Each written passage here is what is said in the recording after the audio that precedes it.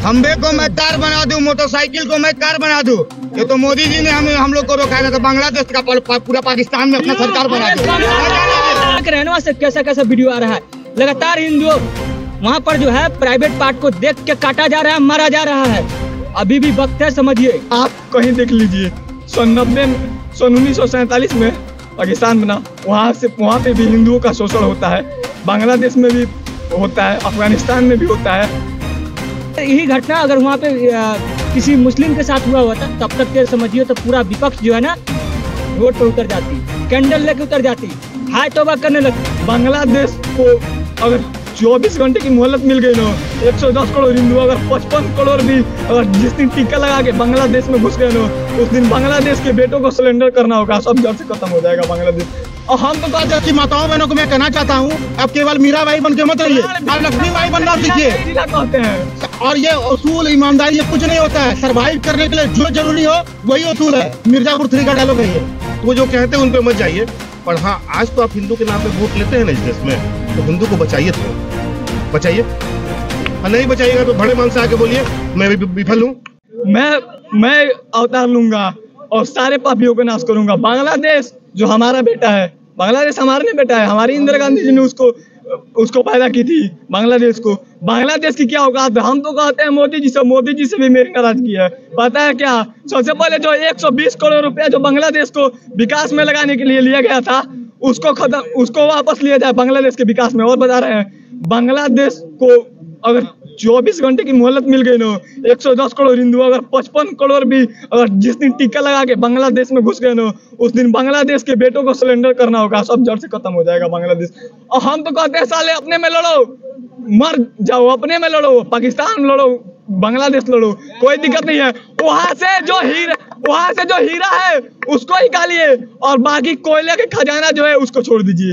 वो कुछ भी करे, हमको कोई दिक्कत नहीं है। लेकिन आप बोल रहे थे लोग ये मतलब ये पढ़े, ये इतने निचड़ हैं कि पढ़े लिखे नहीं है, पढ़ेंगे लिखेंगे तब ना बुद्धि होगी।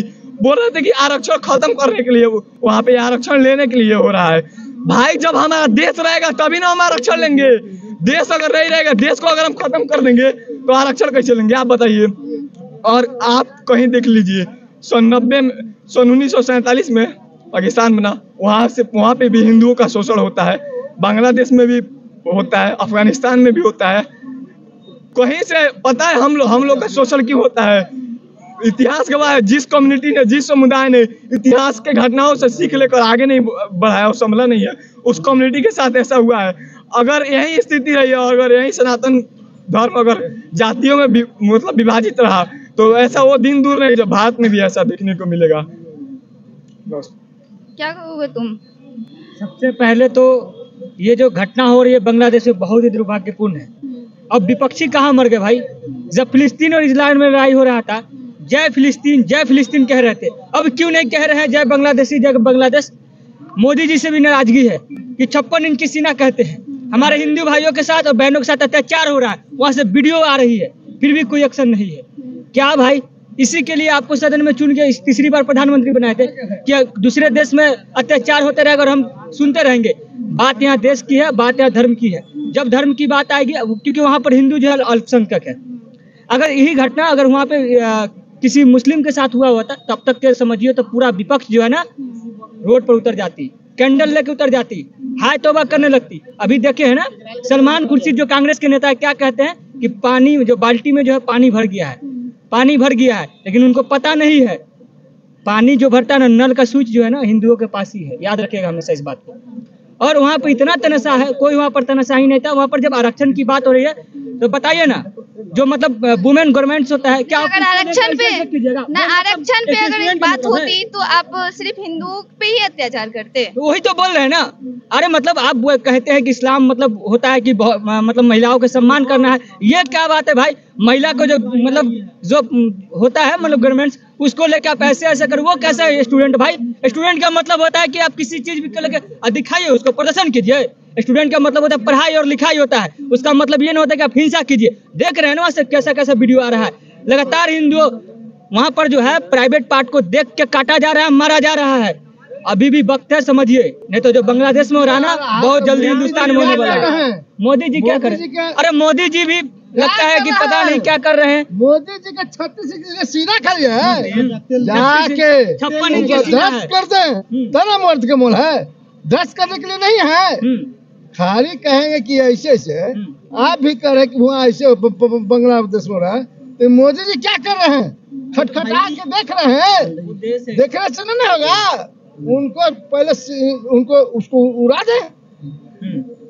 नहीं, मोदी जी को क्या करना चाहिए अंकल? मोदी जी को क्या करना चाहिए? मोदी जी का काट है, सब दूर करे में है, देखिए सब मोदी जी को यही उनके करना हाथ चाहिए में है कि मोदी जी को ही करना चाहिए।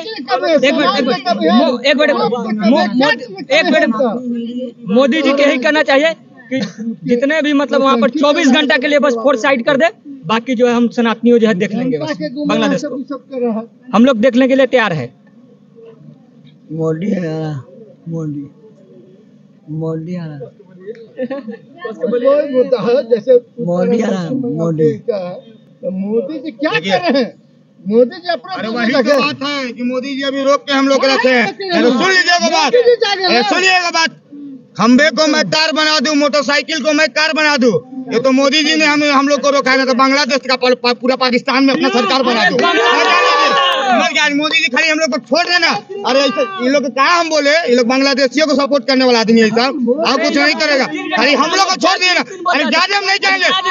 यूपी और बिहार के सनातनी शेरों को खाली मोदी जी छोड़ दे। देखिए पाकिस्तान का, बांग्लादेश का पूरा पाकिस्तान के कदम में नीचे डाल देंगे। पाकिस्तान के साथ पूरा 56 मुस्लिम कंट्री जितना भी है ना, सबको कदमों के नीचे डाल देंगे। जो 56-57 इस्लामिक कंट्री नूपुर शर्मा के एक बयान पर बोले थे कि सर्वतन से जुटा, हम उनको बता देंगे यूपी बिहार की जनसंख्या, हिंदुओं की जनसंख्या 100 करोड़ है ना, पूरे 56-57 इस्लामिक कंट्री के मिलकर भारत के हिंदुओं का सामना नहीं कर सकते। उनको भी खत्म करने के लिए केवल 2 दिन 1 दिन ही काफी है। पूरे 56-57 इस्लामिक कंट्री इनकी यही मानसिकता है कि आज 5 किलो आटा के लिए भीख मांग रहे हैं, कोई पंचर बना रहा है, कोई टायर बना रहा है। आज हमारे नेताओं को भी, विपक्ष के जो नेता है उनको भी सामने आके बोलना चाहिए कि हिंदुओं के साथ गलत होता है। और सुनिए, सनातन प्यार से नहीं, शुरू से हिंदुओं को टारगेट किया जाता। तो हम बता देना चाहते, मुगल भी टारगेट कर रहा था, लेकिन मुगल से तो कुछ सनातन का एक बाल भी नहीं उखड़ा, तो मुगल के औलाद से क्या उखड़ेगा? इतना चैलेंज कर दे रहे, कुछ नहीं उखड़ पाएगा।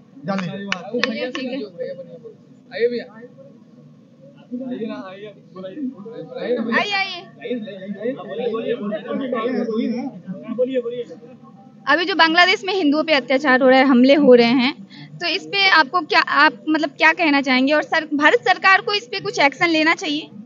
सबसे बड़ा बात है कि जो हादसा हुआ है बांग्लादेश में, हो रहा है, कोई प्लान के तहत तो नहीं हुआ। जो सरकार 18 साल से वहाँ सत्ता में थी, उस सत्ता को वो देश छोड़ के वापस दूसरे जगह भागना पड़ रहा है। कहीं न कहीं आरक्षण का मुद्दा था। छात्र पहले आंदोलन शुरू किया, वहाँ के लोगों ने गोली चलाई, कुछ छात्र मर गए, उसके बाद से हिंसा जबरदस्त भड़क गई। यहाँ तक कि इतना ज्यादा भड़क गई कि प्रधानमंत्री को अपना आवाज छोड़ के दूसरे देश में शरण लेना पड़ गया। हिंदुओं का मंदिर क्यों तोड़ा गया, मस्जिद क्यों नहीं तोड़ा गया? जवाब दीजिए। तो मुस्लिम ही देश में है वहाँ अत्यधिक आप अभी छात्र आंदोलन बोल रहे हैं, आप छात्र आंदोलन किस लिए बोले? इसके लिए छात्र आंदोलन क्यों बोल रहे हैं? ये बोलिए कि छात्र आंदोलन के आड़ में हिंदुओं पे अत्याचार किया जा रहा है, ये बात बोलिए ना। ये लोग पता क्या है, कुछ समझेगा बुझेगा नहीं, आके बकर बकर करेगा। ठीक है, हाँ। अब हमको एक बात समझिए, उस देश में हिंसा हो रहा है, वो देश है और ये देश है, ये कोई राज्य का मैटर नहीं है, देश का मैटर है। तो इस पर नरेंद्र मोदी जी को बोलना होगा, ना कि किसी प्रदेश के मुख्यमंत्री को बोलना होगा, हमारे गृह मंत्री को बोलना होगा, हमारे विदेश मंत्री को बोलना होगा। आप आम जनता से पूछिएगा तो आम जनता तो ही ना बोलेगा, आम जनता तो ही ना बोलेगा। मोदी गवर्नमेंट इसमें फेल है, ठीक है, मोदी गवर्नमेंट पूरा फेल है। इससे अच्छा इंदिरा गांधी थी जो 90,000 सैनिकों को अच्छा, इंदिरा गांधी जो इमरजेंसी लागू की अपने देश में ही ऐसा की, अभी बात हो रहा है कितना हिंसा हुआ। आप इंदिरा गांधी पे गए ना, आप इंदिरा गांधी पे गई ना कि इंदिरा गांधी ने अच्छा किया, तो ये अच्छा हुआ था। पत्रकार है कि बीजेपी की तरफ से आए बोलेंगे, नहीं आप भी तो कांग्रेस की तरफ से बोल रहे हैं ना। हम तो बात को रख रहे हैं, हम तो बात को रख रहे हैं ना, फैक्ट बता रहे हैं। हमको बोलने दीजिएगा, पहले पूरा बात पूरा होने दीजिए। इंदिरा गांधी के शासन काल में जब पाकिस्तान से बांग्लादेश टूट रहा था, तो पढ़िएगा जाकर के, पढ़े हुए हैं आप, बताइए। 10,000 सैनिक आत्मसमर्पण किया था। अभी हमारे भारत के पास मौका था बांग्लादेश पे अटैक करके, भारत मिला करके एक अखंड भारत निर्माण जो हम लोग कहते हैं, जो हम लोगों के पूर्वजों ने गलती किया उसको होना चाहिए था, लेकिन इसमें मोदी जी पूरा फेल है। हम चाहते हैं कि योगी आदित्यनाथ को मोदी जी अपना दे दे, अब पीएम के लिए योगी आदित्यनाथ को बोले, क्योंकि 70 साल के बाद बुजुर्ग लोग को थोड़ा बुद्धि कम हो जाता है, तो योगी आदित्यनाथ सही है। मोदी जी का हम भी बहुत फैन थे, लेकिन इस डिसीजन से हम मोदी जी से हट है, दिल से हट है। मोदी जी ने अपना सत्ता को के लिए ये समझौता किया है। ये समझौता नहीं, पूरा आर्मी तैयार था, पूरा डिफेंस का पूरा हमारा जो सिस्टम था वो तैयार था। अरे हमला तो करते, सेना तो बाद में जाता, खाली एक बार कह देते कि सनातनियों की भी आवश्यकता है, तो बांग्लादेश में हो रहे अत्याचार वाले हिंदुओं को बचाने के सक्षम नहीं है।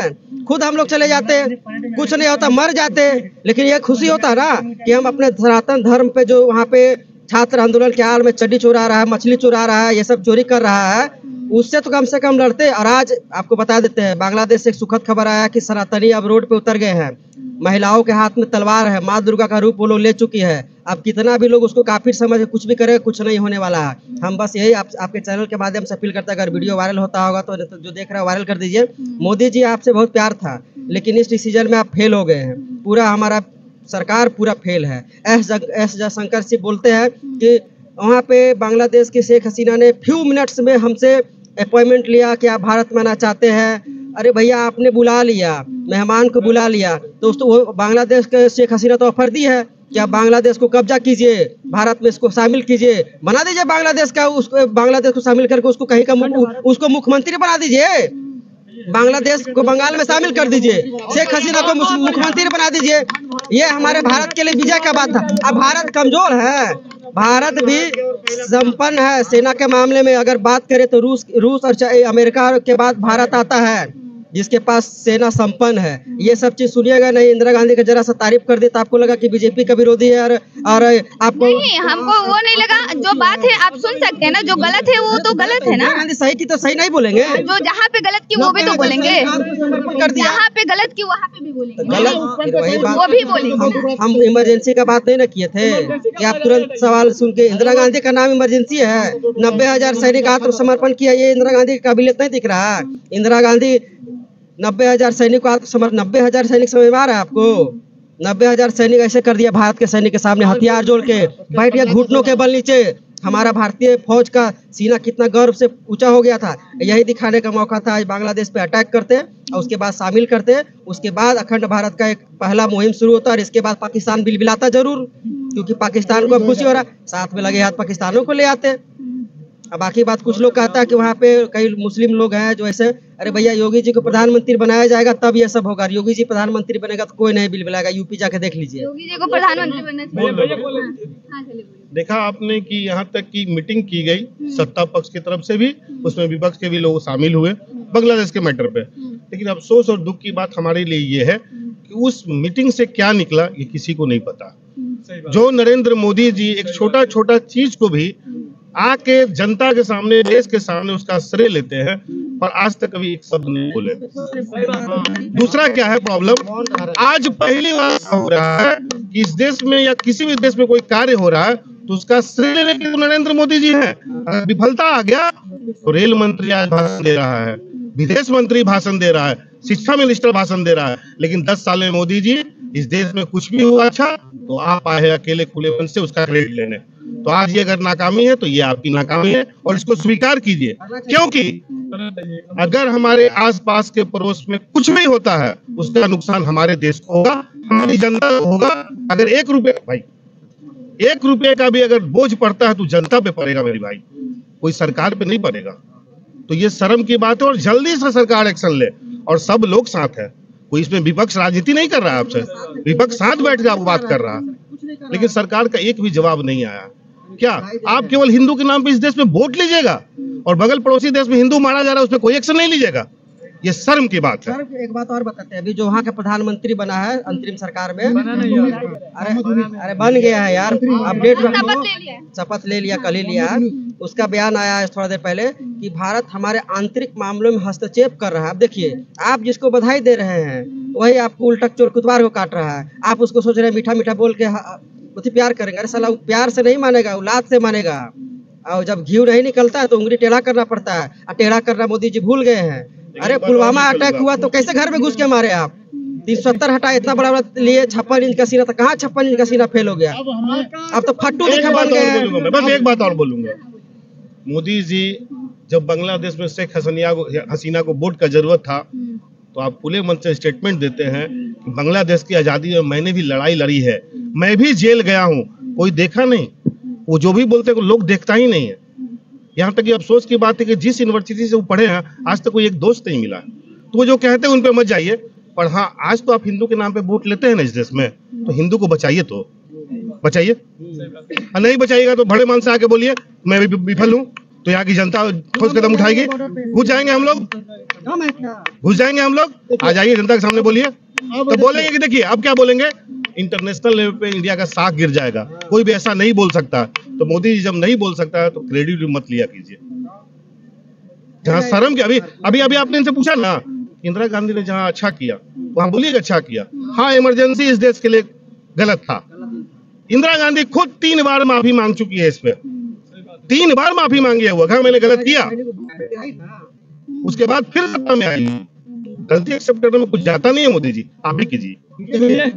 हमें देखिए, एक बार इंदिरा जी के सामने यही सिचुएशन हुआ 1971 में, उन्होंने पाकिस्तान के 2 टुकड़े कर दिए थे। तो अब हमें योगी जैसा प्रधानमंत्री चाहिए तो इंदिरा जी की तरह जिगर रखता हो और इस बांग्लादेश के 2 टुकड़े करने की क्षमता रखता हो। अब हम लोग मोदी जी, अब आप जैसे कि महेंद्र सिंह धोनी ने विराट कोहली को चार्ज दे दिया था, आप योगी जी को चार्ज दे दीजिए, आप योगी जी को चार्ज दे दीजिए सर, अब आपसे नहीं हो पाएगा। हमें इंदिरा गांधी जैसा प्रधानमंत्री चाहिए और वो जिगर अभी योगी जी में है। आप जैसे महेंद्र सिंह धोनी ने विराट कोहली को चार्ज दिया था ना, आप योगी जी को चार्ज दे दीजिए, आपसे नहीं संभलेगा बांग्लादेश का हिंदू।